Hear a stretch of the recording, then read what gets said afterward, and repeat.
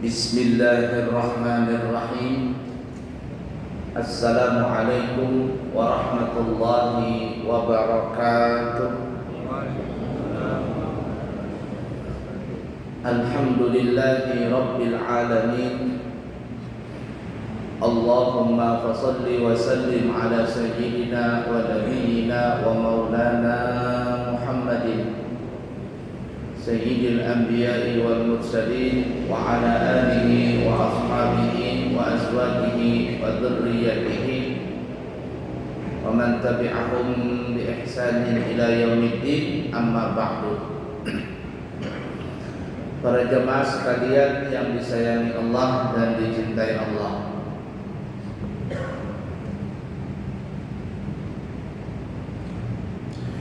alhamdulillahi rabbil alamin. Kita sekarang berada di bulan Sya'ban, salah satu bulan yang mulia dan juga bulan yang menjadi amalan yang banyak di bulan Sya'ban ini. Cuman kata ulama, kemuliaan di bulan Sya'ban dan banyaknya amalan di bulan Sya'ban ini, ada banyak juga orang yang melupakan tentang kemuliaan bulan Sya'ban ini. Karena kata ulama, bulan Sya'ban ini berada di antara dua bulan yang juga mulia, yaitu bulan Rajab dan bulan Sya'ban. Bulan Rajab biasanya orang banyak berlomba-lomba untuk berbuat kebaikan. Dan begitu juga di bulan Ramadan, apalagi banyak sekali orang berlomba-lomba melakukan kebaikan. Nah, kata ulama, antara dua bulan ini, Rajab dan Ramadan, di tengah-tengahnya ada bulan Sya'ban. Yang bulan Sya'ban ini orang-orang kita banyak melupakan tentang kemuliaan bulan Sya'ban ini. Karena mungkin di bulan Rajab itu banyak orang melakukan kegiatan seperti peringatan-peringatan Isra Mi'raj dan lain sebagainya. Apalagi sekarang kita khususnya di Kalimantan, kalau memperingati Isra dan Mi'raj selalu dibarengkan dengan haul. Baik haul Tuan Guru Abah Sekumpul dan juga haul kalau di Balikpapan, haul dengan Abuya Ahmad Syarwani Zuhri. Dan itu selalu seperti itu.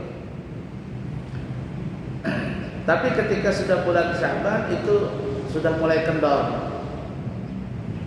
Apalagi biasanya setelah nisfu Sya'ban itu biasanya pengajian-pengajian banyak ditutup sementara. Majelis ini tutup, nanti nyambung lagi setelah Idul Fitri.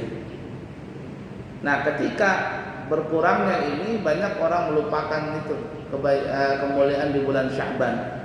Yang ada orang banyak bersiap-siap untuk memasuki bulan Ramadan. Arti bersiap-siap ini, banyak di antara kita yang berpikir mencari, orang zaman sekarang cari cuan, cari duit. Nang pedagang biasanya berpikir nih, mencari modal, bagaimana bisa bertambah modal ketika berdagang di bulan Ramadan, atau mencari ini, mencari barang. Pokoknya berpikir nih, bagaimana nanti ketika di bulan Ramadan itu bisa mendapatkan uang-uang yang banyak. Kemudian nanti berpikir juga hendak kalau boleh ke kampung Bagak. Arti Bagak itu umpama pamerlah dulu, nukar mobil kah, nukar motor kah, yang penting nukar dulu. Masalah kredit atau cash itu belakangan dulu. Itu banyak terjadi di antara kita. Mau tidak mau itu sering dan banyak terjadi, hampir tiap tahun begitu. Nah, oleh karenanya biasanya kalaupun juga orang berumrah itu paling ramai di bulan Rajab.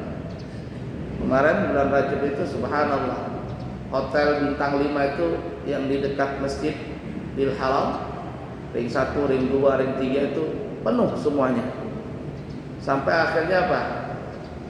Mencari bintang 3 atau bintang 4 yang jaraknya itu sampai 3 kilo, 4 kilo dari Masjid Haram. Itu pun juga penuh.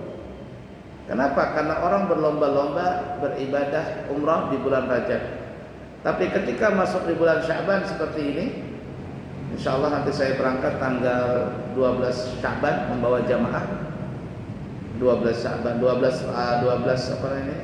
12 Maret insya Allah itu membawa jamaah. Nah biasanya kalau di bulan Sya'ban itu juga sudah mulai menurun orang berumrah. Kenapa? Karena kata mereka nanti ajalah di bulan Ramadan.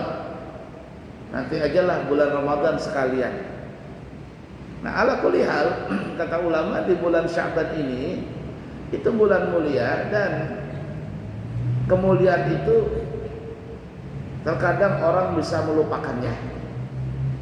Bisa melupakannya, dan itu sering terjadi di antara kita. Nah oleh karenanya para ulama kita pun mewanti-wanti kepada kita semuanya bahwa ketika masuk di bulan Sya'ban itu jangan sampai kita lengah, jangan sampai kita berkendor di dalam ibadah, karena di bulan Sya'ban ini ada beberapa peristiwa yang pernah terjadi bertepatan di bulan Sya'ban, dan begitu juga para ulama kita memberikan amaliyah-amaliyah yang baik ketika di bulan Sya'ban. Tujuannya nanti ketika masuk bulan Ramadan kita itu sudah terbiasa mengerjakan amaliyah-amaliyah itu. Nah inilah yang kita akan bahas di kesempatan kali ini, peristiwa-peristiwa di dalam sejarah yang bertepatan di bulan Sya'ban, dan juga amalan-amalan apa yang mesti kita lakukan di bulan Sya'ban ini. Tujuannya adalah melatih jiwa dan raga kita agar ketika nanti masuk di bulan Ramadan itu sudah tidak terlalu berat karena sudah terbiasa sebelum Ramadan. Ada beberapa peristiwa yang terjadi di bulan Sya'ban. Yang pertama, kata ulama ahli sejarah mengatakan bahwa Allah Subhanahu wa taala mewajibkan kepada kita kaum muslimin berpuasa bulan Ramadan. Itu jatuh kewajibannya di bulan Sya'ban di tahun kedua Hijriah. Kurang lebih 17 bulan setelah Nabi berada di kota Madinah.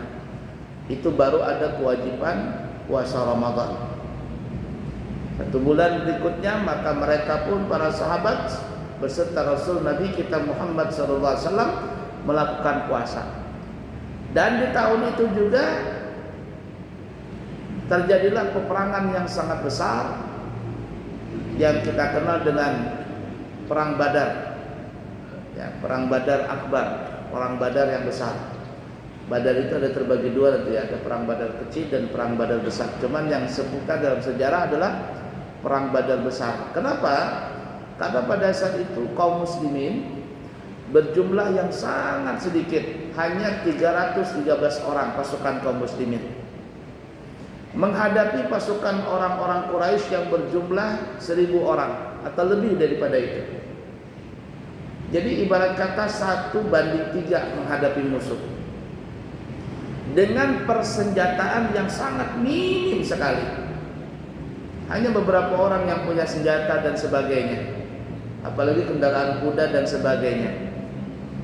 Ditambah pada saat itu mereka berperang dalam kondisi berpuasa Ramadan, baru pertama kali puasa Ramadan. Ditambah lagi dengan musim panas yang sangat terik sekali, luar biasa panasnya.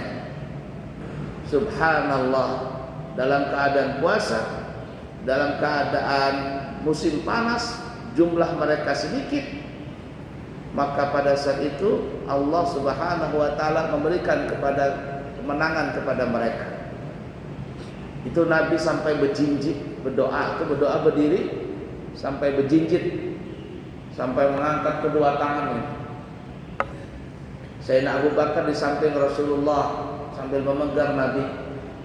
Nabi berdoa, ya Allah jangan sampai kalah nih perang Badar. Kalau seandainya perang ini kalah, habis cerita kaum muslimin. Tidak ada lagi orang Islam, tidak ada lagi Islam. Kalau kalah ini habis semuanya, dibantai kita. Tolong ya Allah, angkat Nabi. Nabi tidak mengangkat tangannya kecuali ada jawaban dari Allah Ta'ala.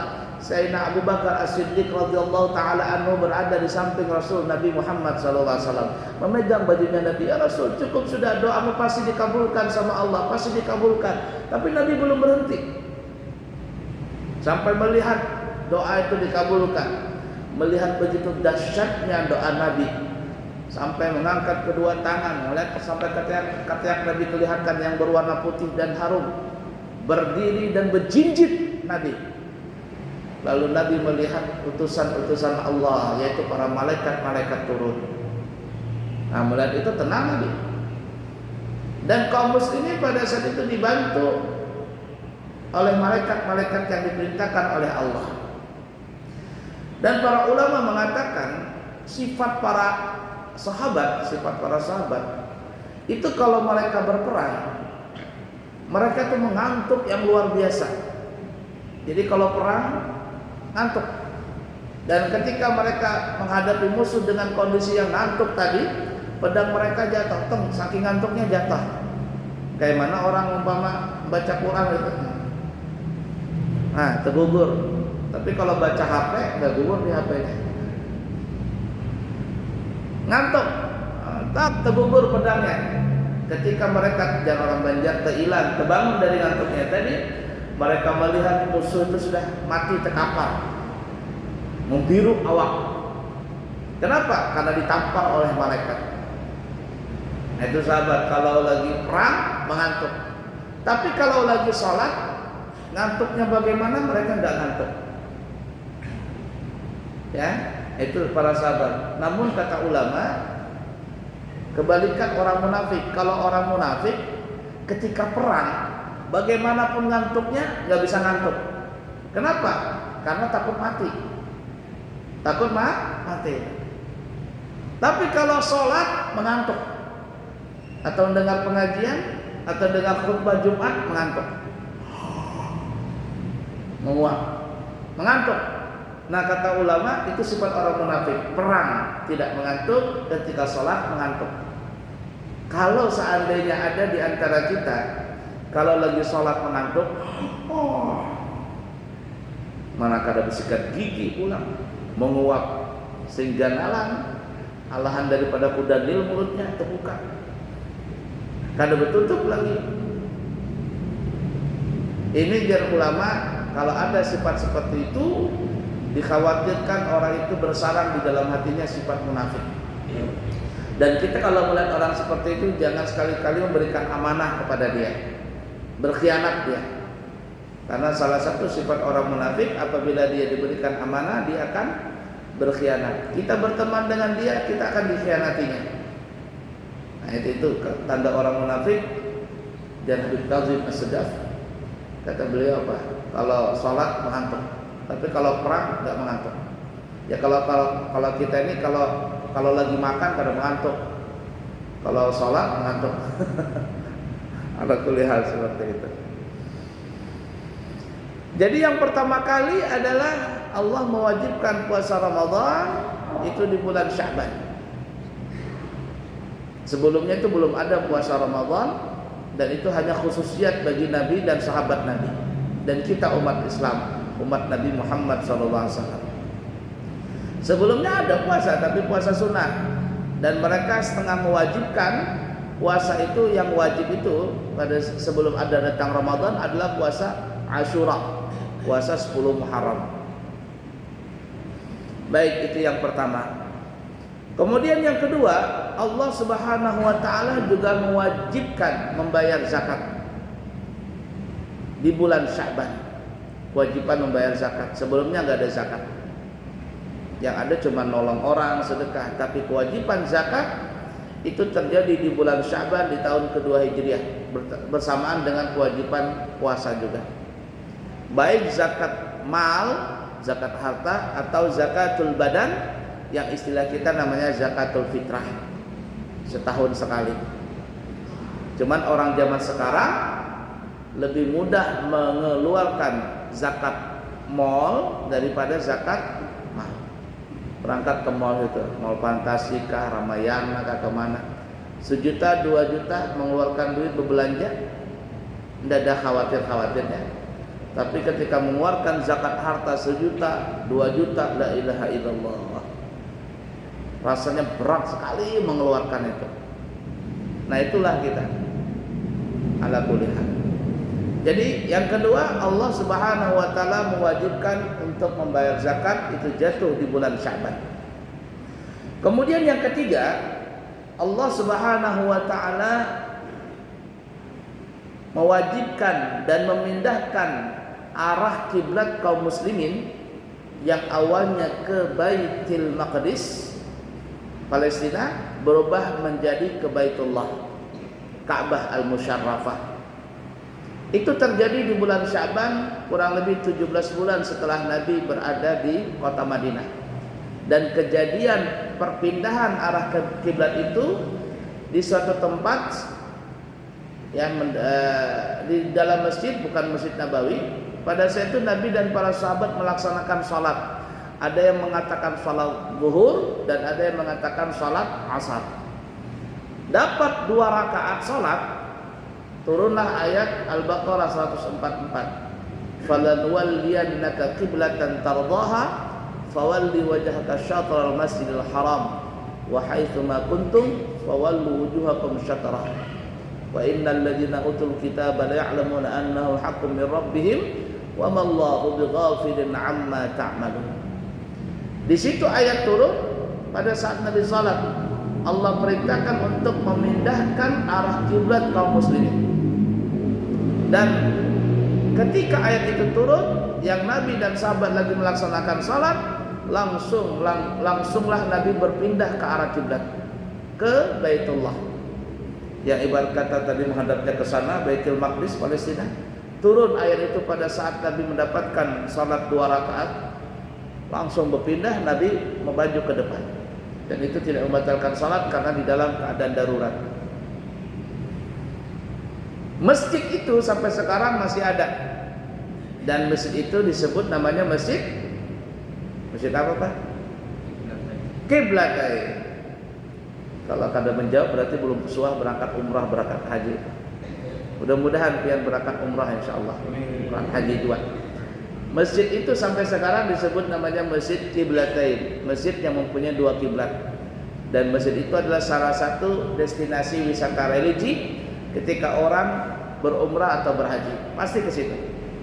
Kalau nggak ke situ ya sekurang-kurangnya melewati.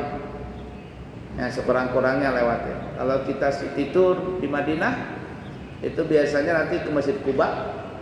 Ya, yang Nabi mengatakan siapa yang berwudu di tempatnya di rumahnya. Kalau kita kan di hotel. Kalau jamaah ya di hotel berwudu, kemudian dia datang ke Masjid Quba, lalu dia melaksanakan salat 2 rakaat, maka orang itu sama mendapatkan pahala orang yang berumrah. Pahala yang berumrah. Nah sekarang dari Masjid Nabawi, ini umpama Masjid Nabawi ini ya, arah kiblat sana, itu depan Masjid Nabawi. Dari Masjid Nabawi ujung lurus sampai ke sana itu tembus Masjid Quba. Berjalan kaki bisa. Mungkin berapa kilo, nggak tahu berapa kilo itu. Dan jalan lurus, samping kanan kiri itu ada kios-kios orang jualan begitu. Jadi kalau ada orang yang kepingin ke Masjid Quba umpama di pagi hari, ya mau jalan kaki boleh, mau naik bis boleh. Itu jalan kaki. Mungkin ya anggaplah 2 atau 3 kilo atau lebih daripada itu jalan kaki. Cuman di sana ramai sudah ada kios kanan kiri, orang jual ini jual itu. Sejauh mata memandang sana terus lurus itu Masjid Quba.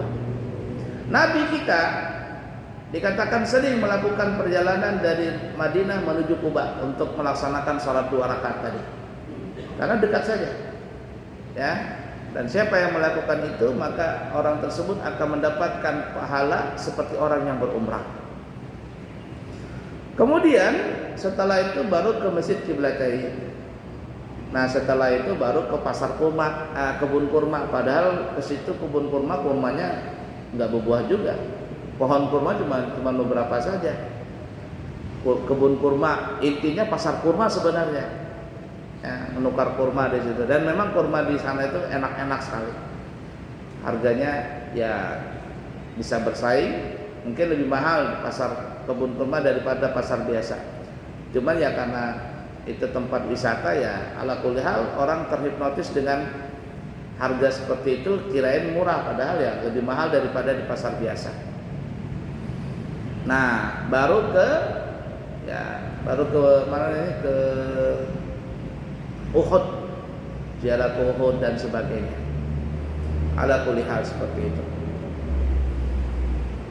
Nah, itu yang ketiga, Allah mewajibkan berpindah arah kiblat yang tadinya ke Baitul Maqdis lalu berpindah ke Baitullah. Sebelumnya itu, ketika Nabi sudah mendapatkan perintah salat 5 waktu setelah pulang dari Isra Mi'raj, itu kan masih ada setahun sebelum berhijrah.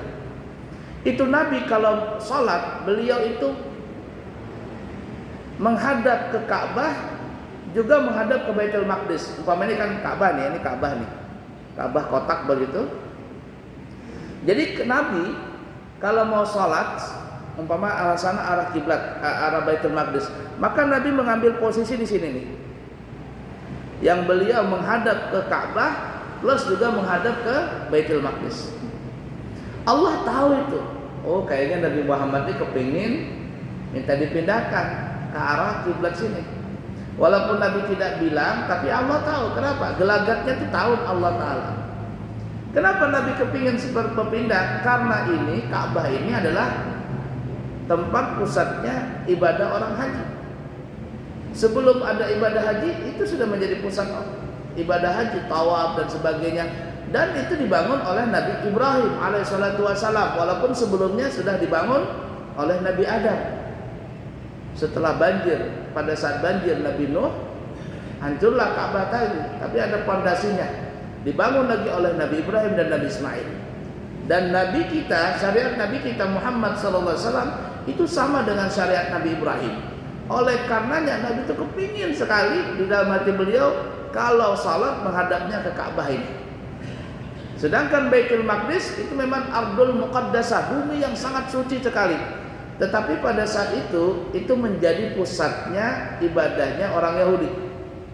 Makanya di Palestina itu dikatakan adalah 3 agama yang terkumpul.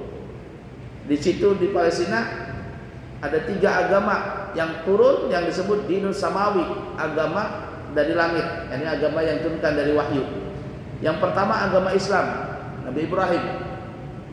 Yang kedua Nabi Musa, Yahudi, dan yang ketiga adalah Nasrani, Nabi Isa.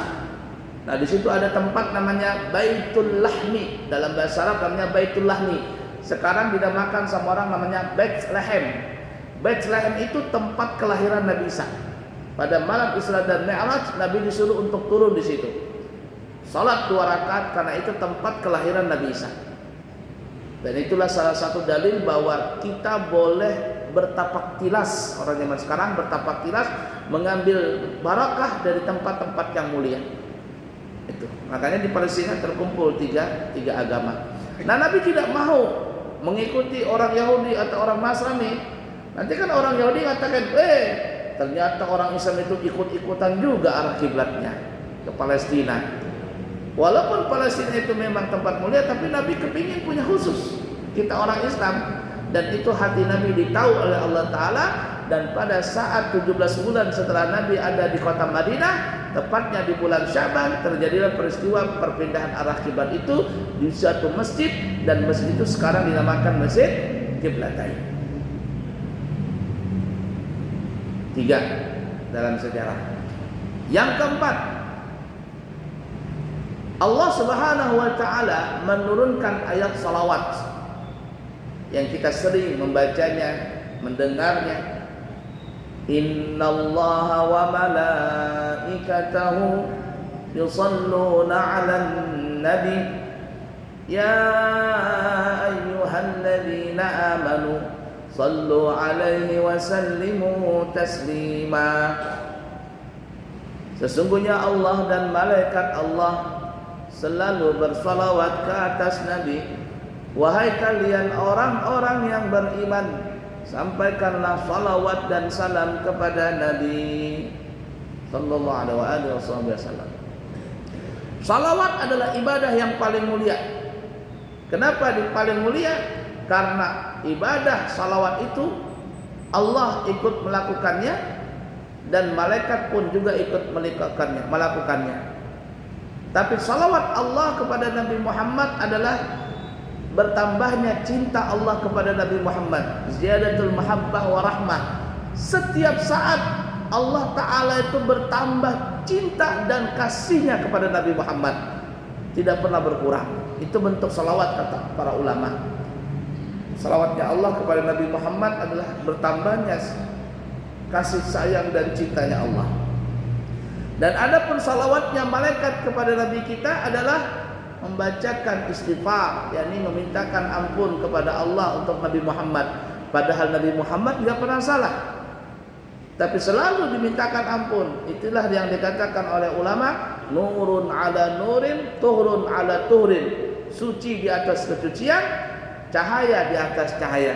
Ibarat kata orang beli mobil masih baru, tapi mobil itu subhanallah dilap terus, dikasih pewangi, tidak pernah kurang.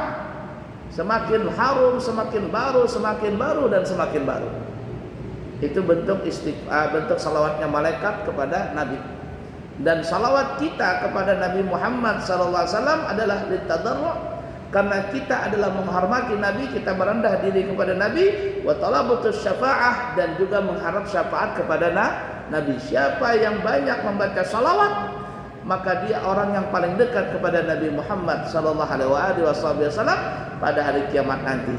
Dan guru-guru kita, termasuk kita mendapatkan ijazah daripada Habib Ali Al-Jufri, beliau mengatakan jangan kurang untuk membaca salawat sehari semalam dari 400 salawat, 400 kali, jangan kurang daripada itu.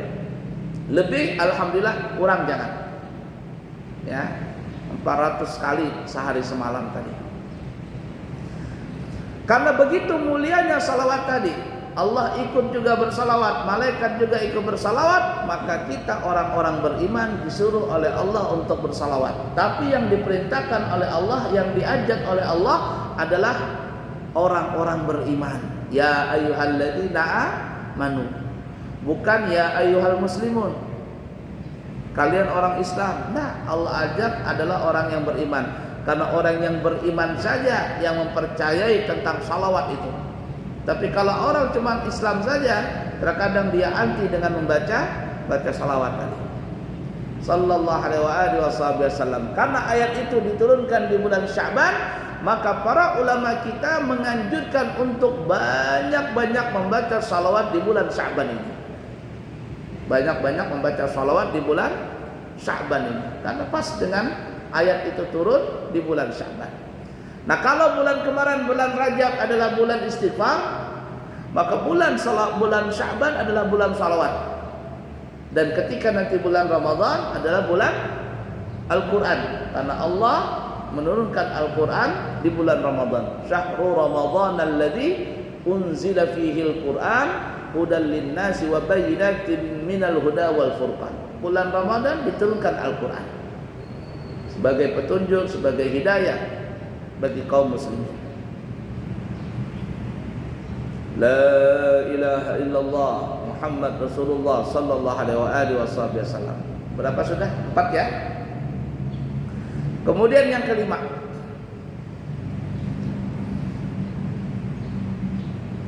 bulan Sya'ban kata ulama adalah bulan pergantian catatan amal ibadah kita selama setahun sekali, alias tutup buku dan dibuka buku yang baru, lembaran baru, itu terjadi di bulan Sya'ban.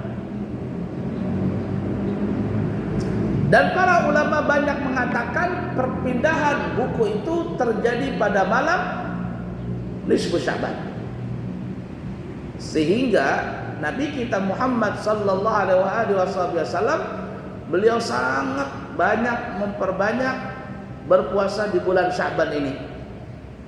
Sebagaimana Nabi senang berpuasa hari Senin dan hari Kamis.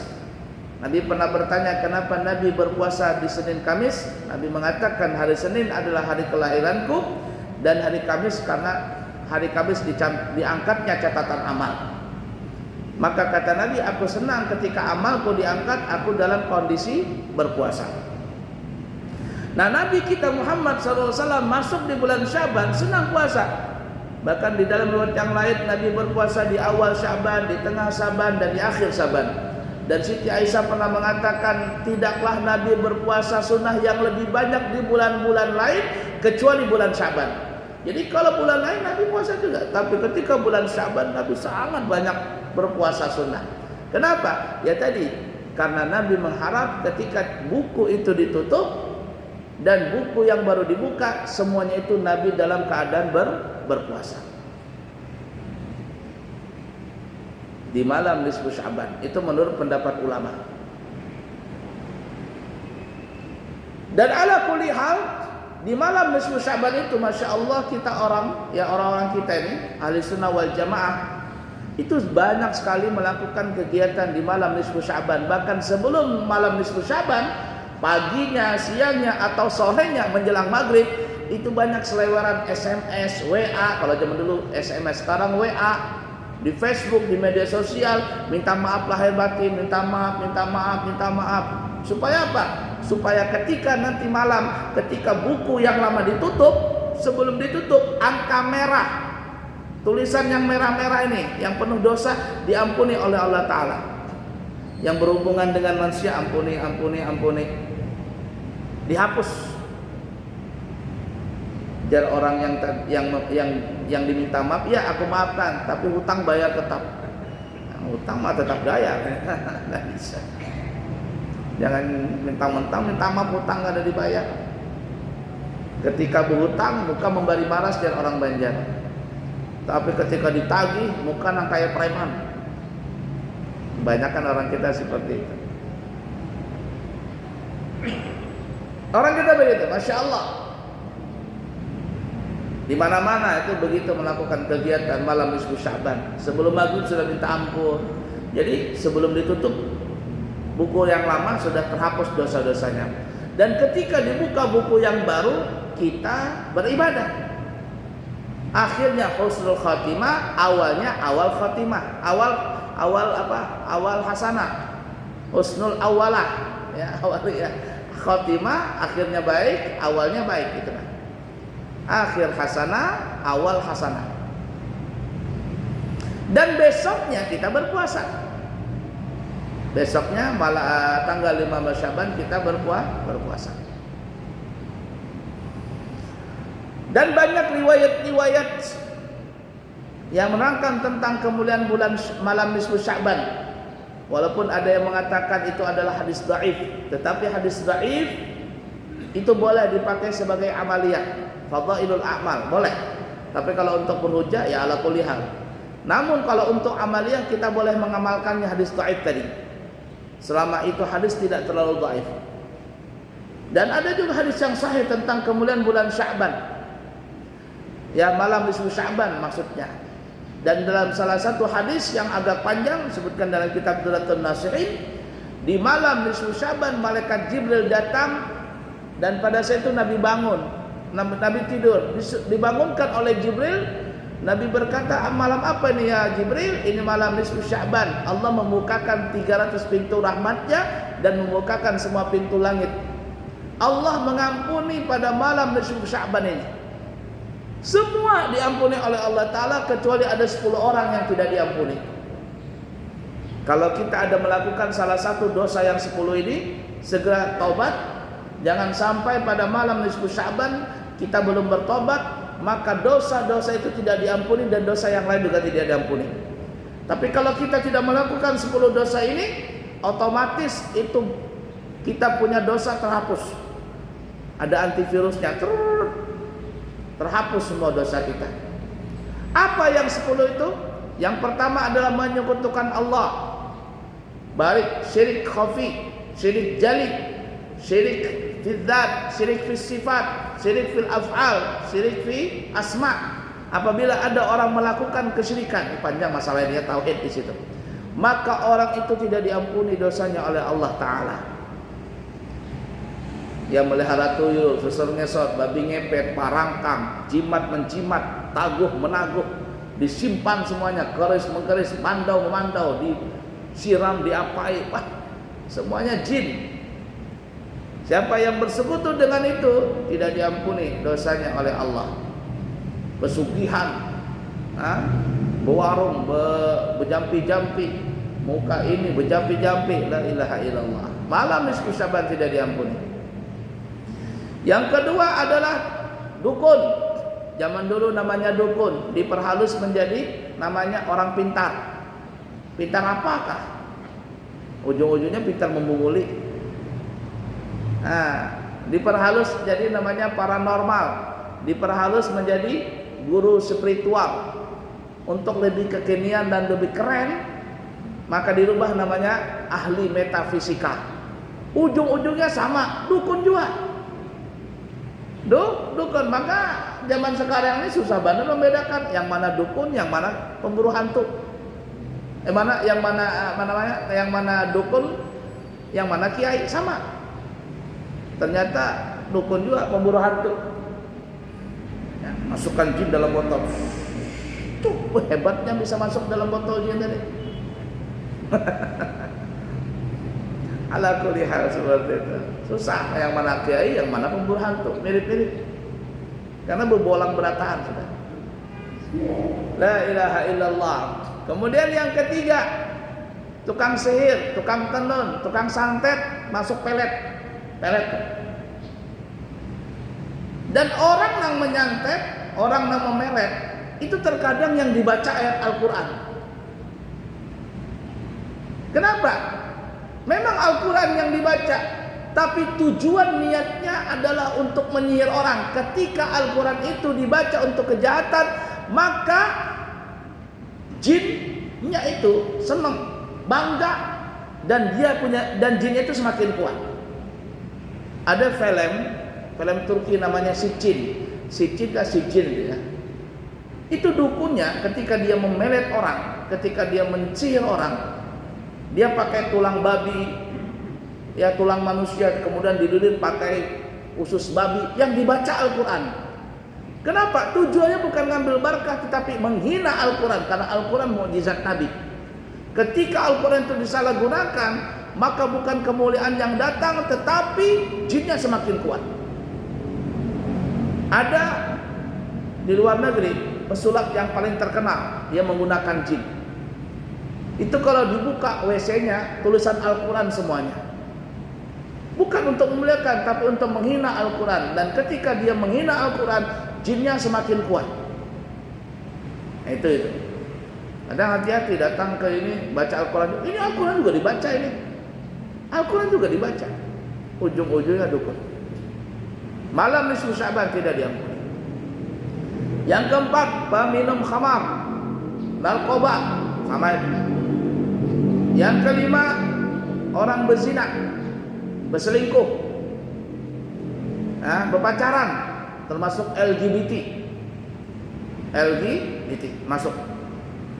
Yang keenam, pemakan riba, menghutangi orang pakai riba. Yang ketujuh, uququl walidain, orang yang durhaka kepada orang tua. Kalau perempuan bisa durhaka kepada suami dan juga kepada orang tuanya. Kedelapan, awin nama, orang yang mengadu domba, provokator, yang suka menghasut-hasut orang. Yang kesembilan, qati'ur rahim, orang yang memutuskan tali silaturahim. Dan yang kesepuluh, orang yang berkelahi, laki bini berkelahi, bersanak berkelahi, lawan teman berkelahi, bertauran, maka semuanya itu di malam nisfu Syaban tidak diampuni oleh Allah Subhanahu wa taala. Nah, karena pergantian catatan amal di malam nisfu Syaban itu, tinggalkan perbuatan dosa yang 10 ini. Kalau tidak ditinggalkan, dosa yang lain tidak diampuni. Yang kecil-kecil tidak akan diampuni.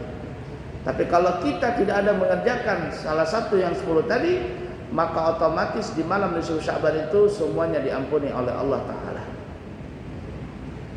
Itu yang kelima ya, pergantian catatan amal. Yang kemudian yang keenam, Nabi kita Muhammad sallallahu alaihi wasallam memperbanyak puasa sunnah di bulan Syaban yang kita terangkan tadi. Dan bagi kita, kalau ingin berpuasa sunnah, itu hukumnya sunnah, boleh, karena Nabi mengajarkannya. Tetapi puasa sunnah itu paling mentok adalah sampai tanggal 15 Sya'ban.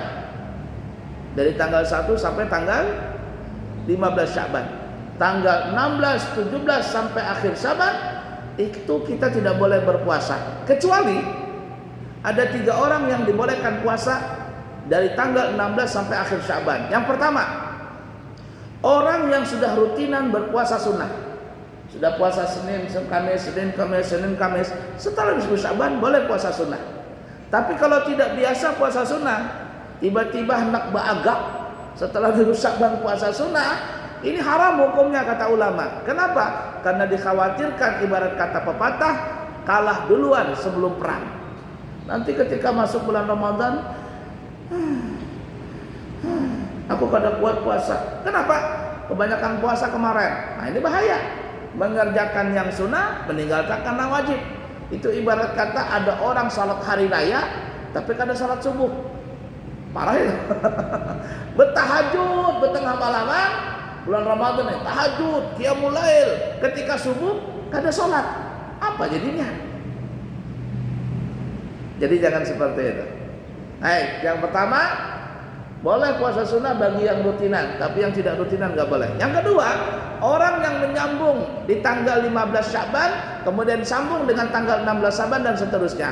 Apabila ada orang yang berpuasa tanggal 15 Sya'ban, maka tanggal 16 Sya'ban dia puasa boleh, 17 boleh dan seterusnya boleh, asalkan di tanggal 15 puasa. Makanya tanggal 15 Sya'ban itu, Sya'ban tadi, kita boleh puasa, tidak ada masalah. Kalau besoknya mau puasa boleh. Tapi kalau tanggal 15-nya puasa, tidak puasa, 16-nya tidak puasa, atau 15-nya puasa, 16-nya tidak puasa, maka tanggal 17 sampai akhir Sya'ban tidak boleh puasa juga. Mudah dipahami kira-kira? Kemudian yang ketiga yang boleh berpuasa setelah nisfu Sya'ban adalah orang yang punya hutang puasa wajib, membayar kafarah sumpah, membayar nadar, termasuk mengqadha puasa Ramadan. Itu dibolehkan berpuasa setelah nisfu Sya'ban. Yang keenam, kemudian yang ketujuh, terakhir, di bulan Sya'ban ini juga adalah akhir daripada orang yang mengqadha puasa Ramadan. Perhatikan, kita punya istri, anak-anak gadis kita, atau kita sendiri yang tahun kemarin, Ramadan tahun kemarin kita tidak puasa, atau istri kita lagi haid nifas, anak kita haid nifas, atau kita sakit atau musafir, kita tidak puasa bulan Ramadan tahun kemarin, maka akhir daripada mengqadha puasa Ramadan itu adalah bulan Sya'ban ini. Kalau seandainya ada orang punya hutang puasa Ramadan tapi dia tidak mengqadhanya sampai akhir Sya'ban, sampai Sya'ban ini, dan sampai berakhirnya Sya'ban tidak diqadha-qadha sehingga masuk bulan suci Ramadan, apa yang terkena sanksi orang ini? Maka orang ini terkena sanksi satu, dia berdosa karena melalaikan untuk mengqadha. Diberikan kesempatan 11 bulan dari Syawal sampai Sya'ban dia tidak mau mengqadha. Lalai, haram, dosa. Yang kedua, beban kewajiban Ramadan tahun kemarin itu masih ada. Dan yang ketiga, menurut pendapat yang paling kuat di dalam mazhab Imam Syafi'i adalah orang tersebut wajib membayar fidyah. Kalau bahasa sayanya, fidyah itu adalah denda keterlambatan. Denda keterlambatan.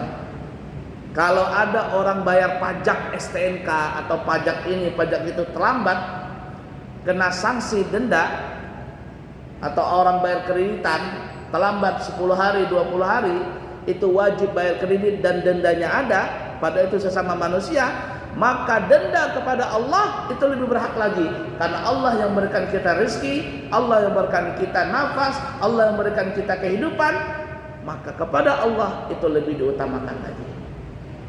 Nah, oleh karena itu yang belum puasa ibu-ibu mengqadha, maka terakhir di bulan Sya'ban ini. Kalau tidak mengqadha, maka terkena sanksi yang 3 tadi. Para jamaah sekalian yang disayangi Allah dan dicintai Allah, 6:30. Kiranya cukup sekian dulu dan sudah waktu isyraq ya masuk. Sebelum kami akhiri, kami mengundang kepada para jamaah, insya Allah nanti tanggal 12 Maret hari Ahad, kurang lebih 2 minggu lagi ya. Kami mengundang kepada para jamaah, mudah-mudahan bisa hadir di pesantren kami jam 8 pagi dalam acara ulang tahun pesantren dan juga mengadakan haul jamak. Karena adat istiadat kami dan kita semuanya, terutama kami di pesantren, kalau mendekati bulan Ramadan kami biasanya dan kita semuanya mengadakan haul jamak untuk orang tua kita, untuk guru-guru kita dan semuanya. Nah, oleh karena itu mudah-mudahan bisa berhadir tanggal 12 Maret dalam acara ulang tahun pesantren yang kelima. Dan insya Allah nanti setelah zuhurnya, ini kurang lebih jam 1 atau jam 2, saya langsung berangkat ke bandara Pinggan Balikpapan untuk membawa rombongan jamaah umrah. Ada keberangkatan 2 kali, yang pertama nanti tanggal 12 Maret dan yang kedua tanggal 19 Maret. Insya Allah nanti kita buka lagi setelah Ramadan. Di hari raya masuk di bulan April itu ada keberangkatan lagi. Siapa tahu ada yang kepingin berangkat, maka kami buka harga dari Balikpapan, ada harga 29 juta, sudah include semuanya, tiket dari Balikpapan. Kemudian ada yang harga 35 juta dan ada yang 30 juta, semuanya include harga dari Balikpapan semuanya. Tergantung pesawat dan tergantung hotel, juga berapa hari di sana. Yang mau plus Turki, plus Mesir, plus Oman dan lain sebagainya, semuanya kita menerima jasa tersebut. Baik, kiranya cukup sekian. Ulun minta maaf, habis ini ulun langsung jalan karena hari ini mengadakan manasik umrah di pesantren. Ya, ulun mengadakan manasik umrah untuk yang mau berangkat. Jadi minta maaf lahir batin. Insyaallah kita akan bertemu di kesempatan yang lain.